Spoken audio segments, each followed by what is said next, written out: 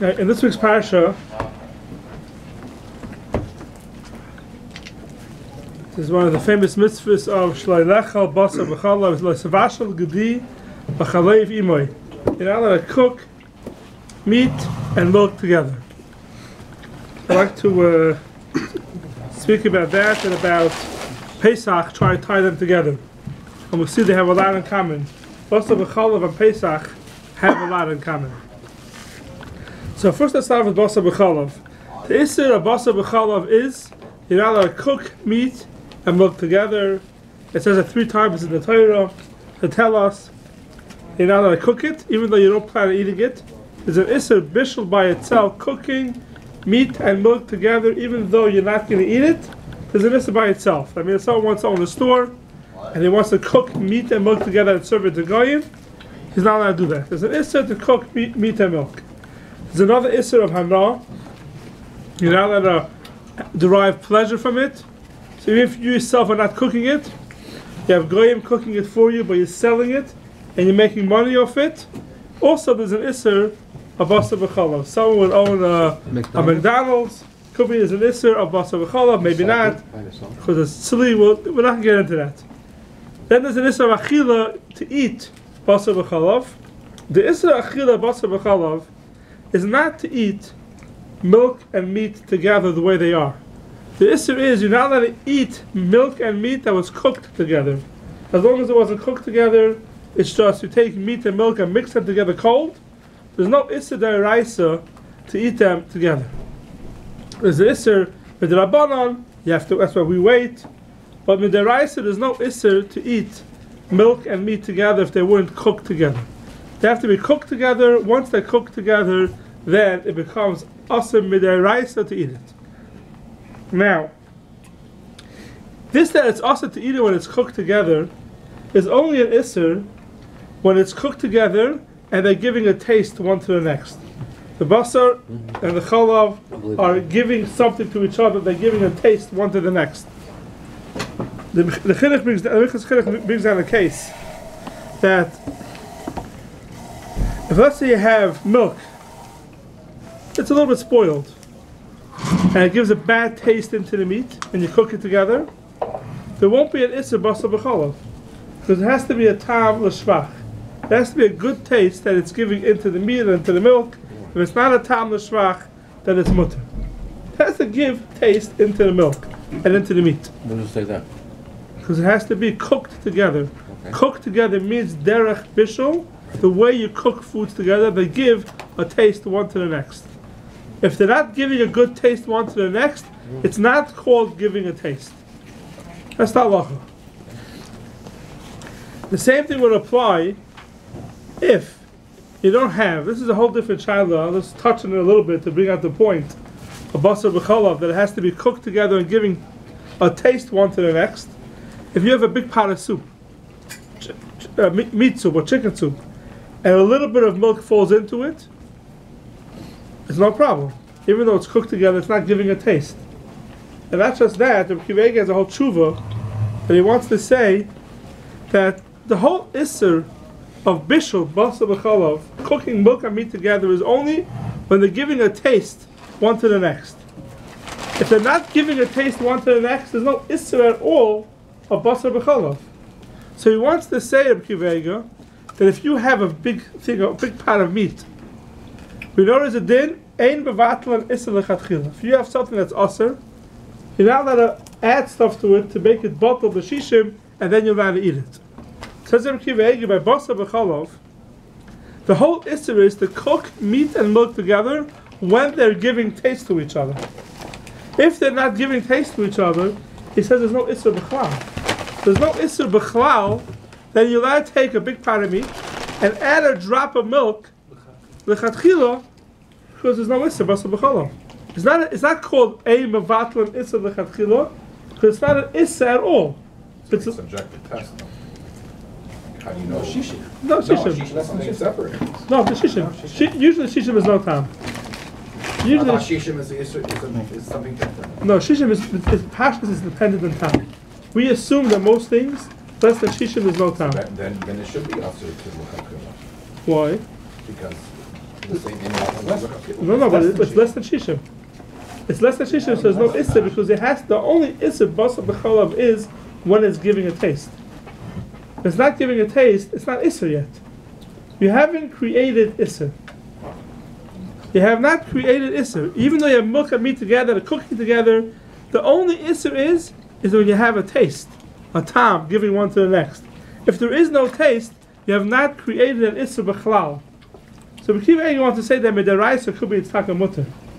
To go ahead and add a drop of milk and a big thing of meat, midaraisa maybe it's mutter. He says midarabana, maybe it's aser, but midaraisa it's mutter because you did not create any issa. There's no taste of basar b'chalav together.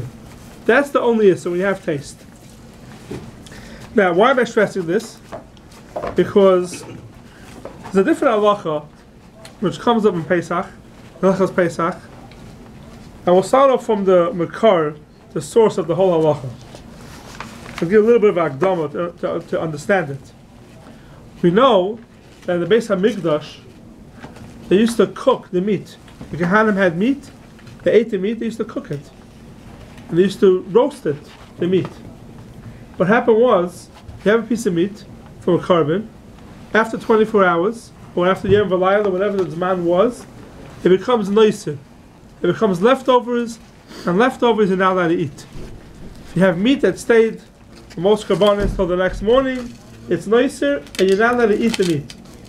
So what did they do? They cooked meat in the pot, or they roasted it on a shmud. The Gemara says they had a spit. And they had a spit, and they roasted the piece of meat.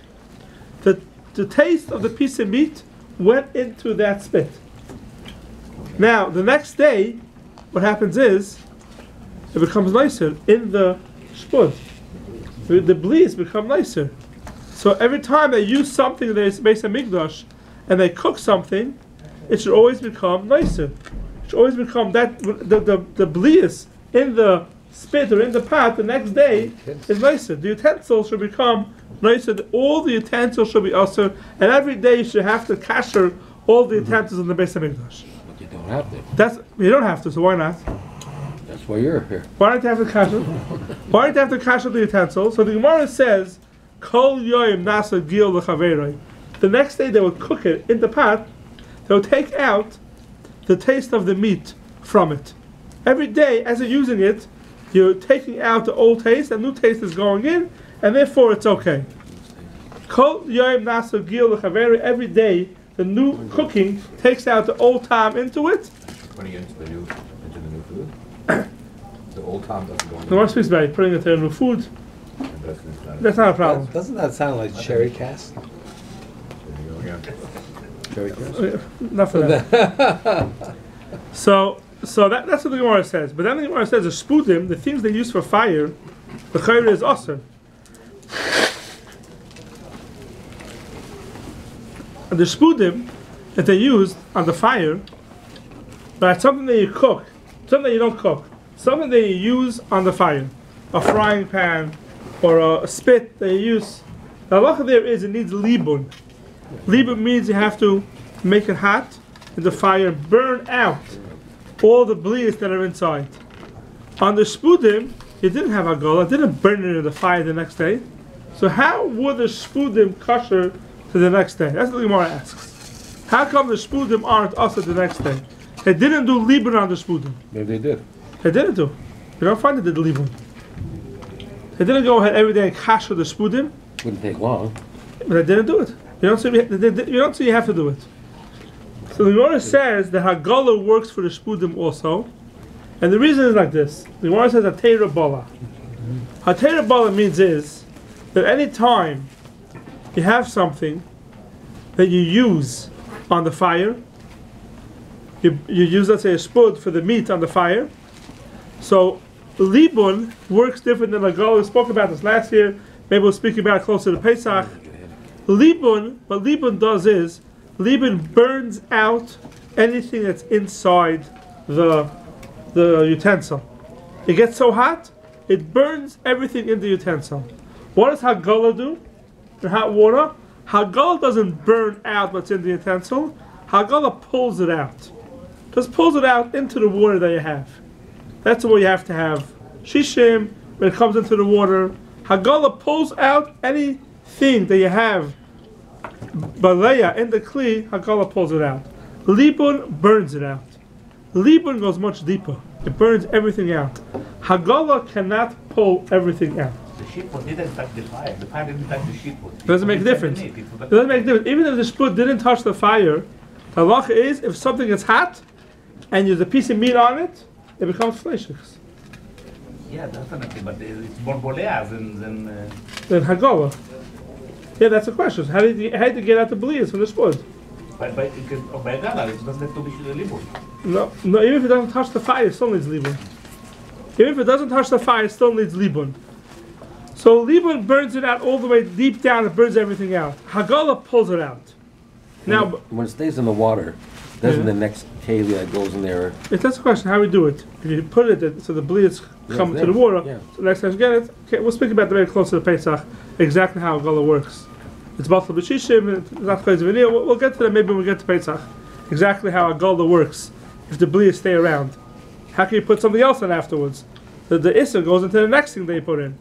Let's leave that maybe closer to Pesach. But the Gemara says that something that you cook on the fire, for example, anytime you have a frying pan, a fleishik frying pan, right? It's fleishiks. It's fleishik frying pan. How does it get into it? It gets into it through fire without water. Then you need libun. You shouldn't need libun. Libun means to burn it out. Hagala, if it's not on the fire, if it has water, water doesn't bring it in as deep as the fire brings it in. So therefore, anything that's used with water, Hagala is good enough to take it out. Anything that's used on the fire, it needs libun to burn it out, and Hagala will not work for it.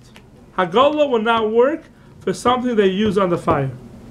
Again, the reason is because the fire without water pulls it much deeper into the kli, much deeper inside, and you can't get it out just with plain water. You have to burn it out, and it burns it deep down. That's the difference between Hagala and libun. Says the Gemara, something called a teira bala. A teira bala is that if you have kachim, when you cook today, when it goes deep down into the kli, what's going deep down? Isser or heter? Today, it's heter. Today, it's mutter. Tomorrow, it's going to become asr. But today, right now, it's heter. Tomorrow, it's going to become asr. Says the Gemara, what's deep down inside the kli, through the fire, could never become asr. Something that's heter, and it gets deep into the kli, that believes that it's so deep, can never become asr. So when I do Hagala, I'm taking out what? I'm taking out the beliefs that are not so deep in the kli. That's fine. But there's beliefs that are still very deep in the kli, which are going to become later tomorrow? No. They won't become later. You know why? Because if it's a teira bala, if when it came in it was heter, you want it to become isser. Later on, the halacha is it can't become asr. It's called a teira bala. That's the halacha by kachim. Now, this applies to Pesach also. No, sir, the Ben Yom was enough. Right, so therefore, it's fine. It's any Ben Yom. It's any Ben Yom. Yeah, but it could be Ben Yom a lot of times because if you cook at the end of the day, later it happens right away in the morning. So the same thing applies for Pesach.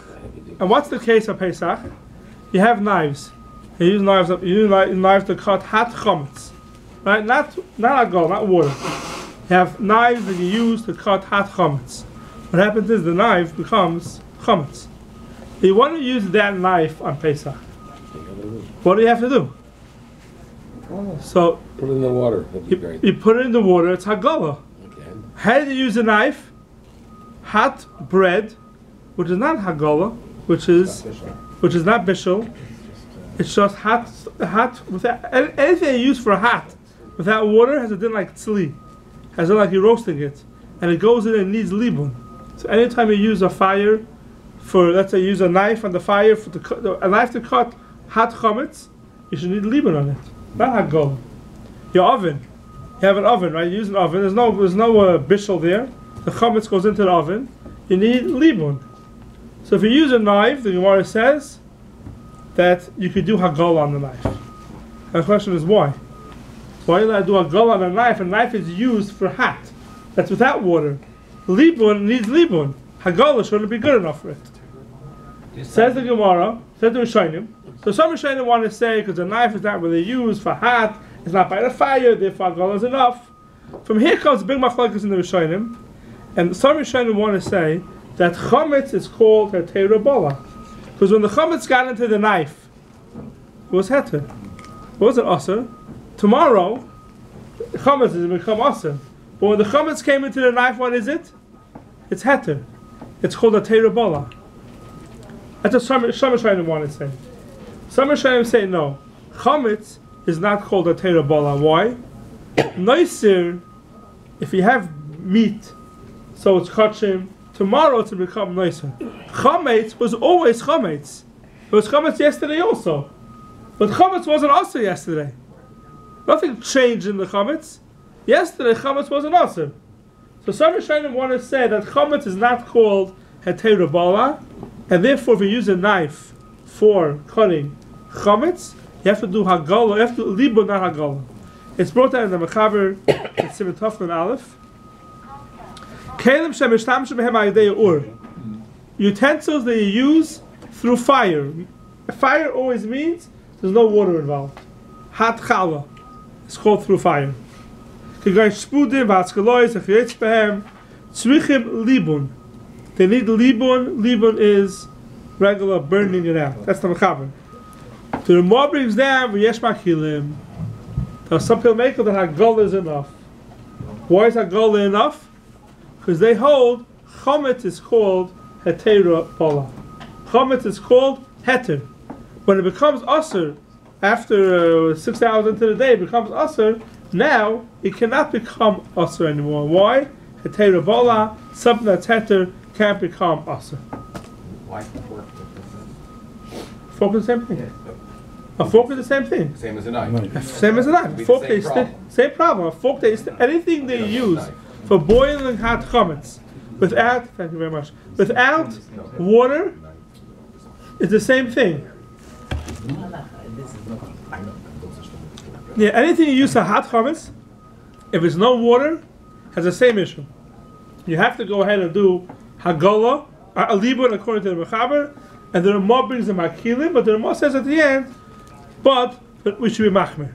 Why? Because we don't call it a teira bala, we call it a sura bala, because chametz was never heter. The time didn't answer it yet, but it didn't change the chametz. That's not machlekes. Well, we're not machmer. Huh? Are we machmer? The Ramah is machmer. The Ramah says. Are we nowadays? Are we machmer? Yes, knives. Something used for hot chametz. Something they use for hot chametz without fire, without water. I mean, it needs libun. So if I bring cutlery here, they will do libun? They should do libun. The only reason why people are making by cutlery is because they say it's not hot enough. The food you use it for is not hot enough. But really, knives and forks, you should need libun of them. Hagala shouldn't be enough. Right? Especially for Sephardim. Sephardim for sure not, yeah. Yeah, it says the Ma'aseh Mechaber Paskins that you need libun for knives and forks, things they use for hot chametz. It has to be very hot chametz. You can't be that using it. The truth is, most of the utensils that we have, no, I don't know if that's true. You have a potato knish. You have a potato knish comes. You have pasta. It comes straight out of a boiling hot pot, and you stick your fork into it. That's regular. That's being balaya, not through the fire, not through the water. And that needs libun. That needs libun. Those utensils. A spoon would have did it. A spoon. It's not liquid. No, but you don't know what you don't know. You use a spoon for pasta. Some uses a spoon for very hot pasta. You use a spoon to scoop out a hot potato. That's right. A hot baked potato. That is not chametz. Yeah, that's not chametz. That is not chametz. We need chametz. Bread in there or something. Yeah, if it's used and there's no water there, it needs libun. Even though we say a teira bala, we're machmer l'maisa. We hold we're choishes for yisura bala, and chametz is called yisura bala. Fine. The Mechaber uses the word knife or fork. Chametz But says your no. sink is. Yeah, it doesn't use. It gives some examples, and it doesn't say knife or fork. which should be mentioned first because they are the most common But your utensils. sink, okay, Before- the only thing with your sink is that you don't eat from it. You want the dishes. Yeah, no, but you pour boiling hot water into your sink from the pasta or something, right? So then you use liquid. No, hot water. So he says the machaber is makel by knives for a different reason. He says because knives, the taka don't use it for real hot things. It's not ala or so it's makel. He says chamak and misha efshel mitzvah and amufker. They should buy new ones or they should do hagala or they do libra on them.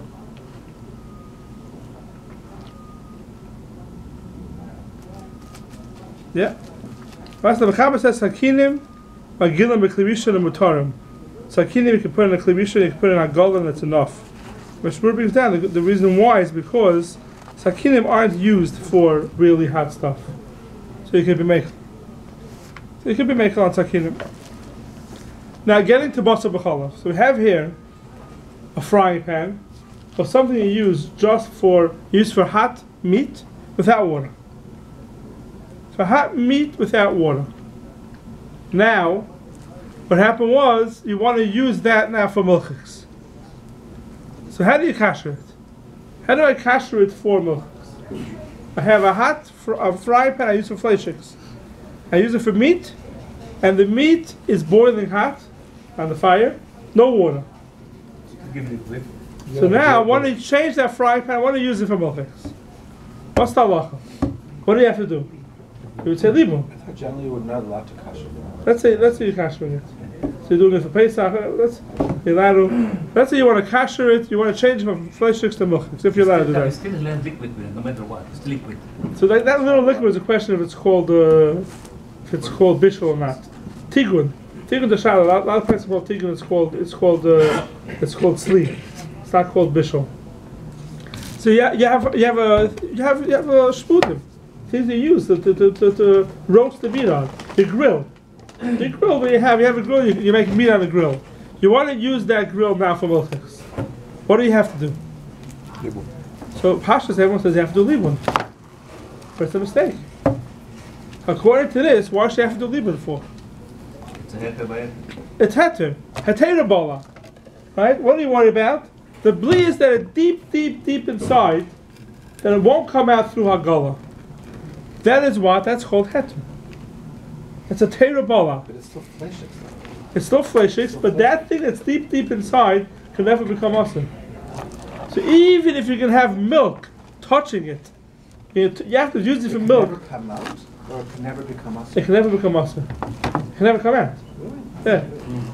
That meat that's deep inside will never become asr. It's basa b'chala.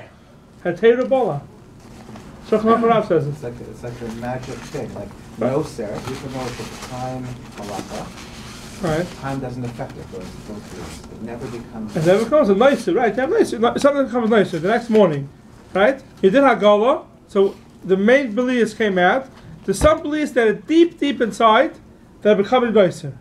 The halacha is no problem. They don't become asr. So It's double not that they colors. don't come out, it's they won't become They don't become asr. They come out. Maybe they will come out. You can take something else. You can take other meat from today's carbon, and you're gonna use the same shput for it. That meat's gonna touch the bleeds all the way down. It makes a difference. Something that's so deep inside can't become awesome. The same thing with the chametz. We have the same thing with chametz, right? You use those kelim. According to the shittas that hold that chametz is called a teira bala, you're allowed to use those kelim on Pesach after you did hagala. Even for hot, even for on the fire. Why? Because chametz deep inside. The Torah says that chametz that's deep inside could never become awesome. But we don't pass that. We have pass for a different reason. Because we have chayshish that chametz is called Yisura Bala. Right, so we don't have that. So yeah, so we don't go with that. But by Basar B'chalav, there's no question that meat that goes deep inside is called a Teira Bala. Is there a for why is it deep? It's called, the lashon of the Shainim is because it's a kolish. A weak tam kolish. A weak tam can never change into Isser. So tam that's deep inside that tam that's deep inside is weak and it can never get usher. That's the lashon they use. So come out if you have a frying pan, and it's a fleshing frying pan, it's a teira bola. You want to go use it now for milchiks. You do hagala, and you're allowed to use it for milchiks. Without libun. Without libun, you're allowed to use it now for milchiks. Why? Hagala takes out the main thing. That tam that's deep inside is not going to become usher. Now I'm going to tell you another chiddush. He says. Now this already is a big chiddush of the Shulchan Aruch Rav.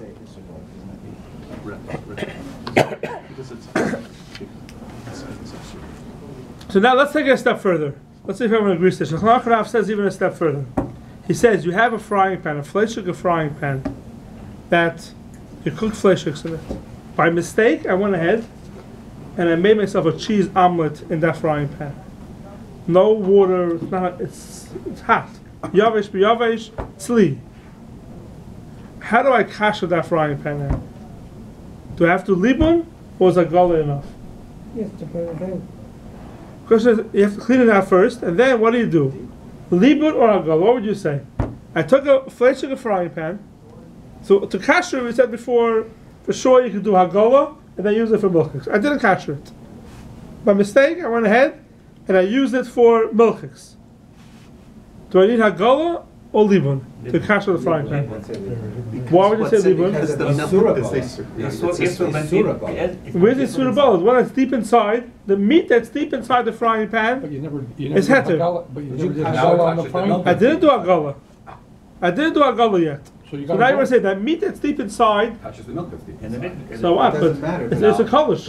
It can't become But usher. you got meat But not the deep blias that are inside. superficial come What do you out. mean? The meat blias that are So hagala. superficial. I use hagala for that. Libun's going to take out. Did you do what's hagala the- before you made the I didn't do hagala. So I didn't do hagala. I went ahead. I used a fleshing frying pan and I made a cheese omelet in it without Okay, hagala. so there's superficial Benyoy. come out. Ben Yoimai. Ben During the Yoimai. cooking. Don't forget to throw out the And cheese. it cooks. And they're not In the adding milk. any flavor to the. But yeah, so hagala will take that out. It's Well, deep. yeah, but what, the superficial blias come out, Could be. mix with the milk, No, good. and then get absorbed as isser. So it's isser butter now It's a bowl into where? into the pan. Into, It's you isser mean deep butter into the pan. Deep into the Not pan. even because why you have to mix Because together. you're being It's coming out, frying, it it's goes in. sleek. So then Okay, now, okay. now you don't Milk have that's the heterobala, first. you have isser Very good, very good. Yeah, So I'll tell you, so the Shulchan Aruch Rav says, what do you say? I was gonna suggest that the meat's not adding flavor to the milk then. when you're Yeah, but the meat that's in, it's not deep inside. Meat that's Oh, sure, superficial. more superficial, what it's called. more superficial. Yeah. Oh, So the Shulchan Aruch Rav does say, I read his lashon inside, and then we'll see what we can do about it. It says like this. It says, Aval, if nivla behem ayidei or davar heter, if heter came in through fire, va'achach nasa iser, then it became aser. You're going to nitzal le'em basar levadoi shu heter. You cook meat. That's heter.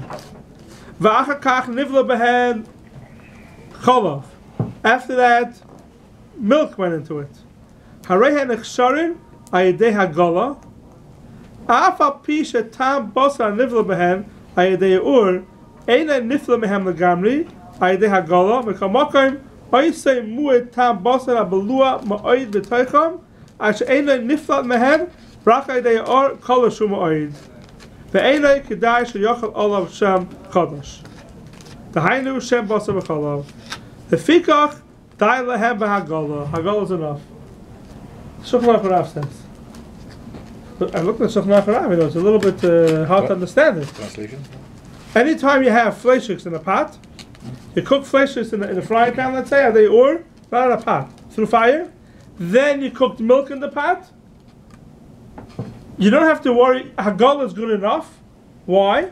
Because whatever is deep inside in the pot is, you don't have to worry about it.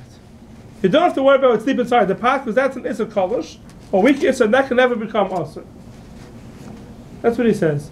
Question is, what do you mean? Like you were saying, you have Basar B'chalav mixing not deep inside, in the in the outer level, let's say, and then that goes deep inside the pot. So what's he saying? So I think what the Shulchan Aruch Rav is saying here is, is if you cook milk in the pot, Hagala is enough. If you cook cheese in the pot, then maybe you're right, because now it's going deep inside basar b'chalav. When you're cooking milk in the pot, you have a fleshig frying pan, and you cooked milk in the frying pan, or milk spritzed onto the frying pan.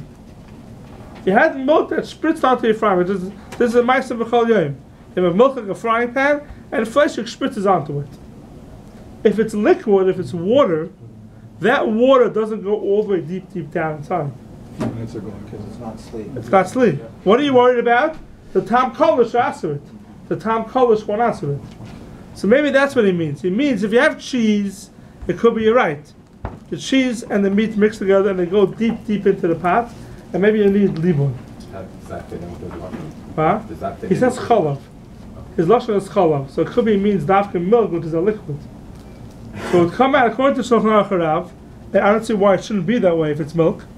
If you have a fleshig frying pan, or a milk frying pan, and meat or milk spritz onto it, you don't need hagol, you don't need libun. This was the cheese omelet before. What? Change it to milk. No, the case where I said before was cheese. Because it could be right by cheese that it doesn't go deep, it goes deep inside.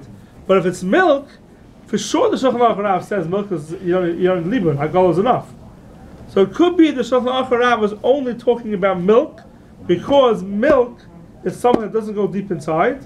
Even though it's a frying pan used it for meat, what's deep inside the meat from the meat is an issa kolish, and that cannot become asa. So it comes out according to this, two chidushim. One chidush is that if you have a fleshig frying pan and you want to use it now for milchik, and you did hagala, you could use it for milchik, so it's not a problem. But if you have a fleshig frying pan, you didn't do hagala yet, you didn't kasher it, and then you use it for milchiks, there it could be, it depends.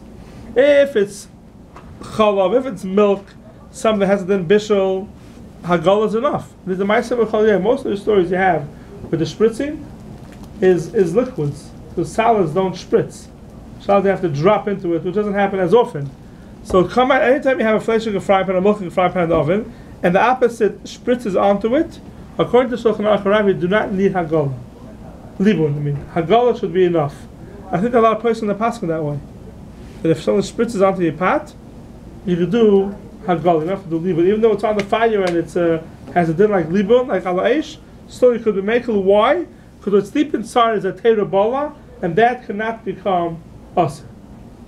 But again, basar b'chalav. By chametz, we spoke out. By chametz, we're machmer. Not because we don't hold of the head of a teira bala, because chametz may be isura bala because it was always chametz and it never became not chametz.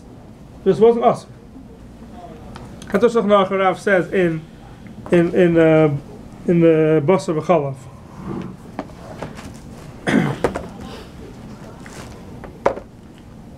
So it could be, there's also a very common shaila. You have a fork, you have a knife that you use to cut meat. So that knife comes with fleshiks, and it's getting beleya into it through what? Through hot, not through water. Not through water. Then you go ahead and you use a knife to cut hot cheese, let's say. So you should need a libun. Hagala shouldn't be enough for that. You should need libun. You should have to kasher it through libun, burning it out. It came into the knife through fire, without water.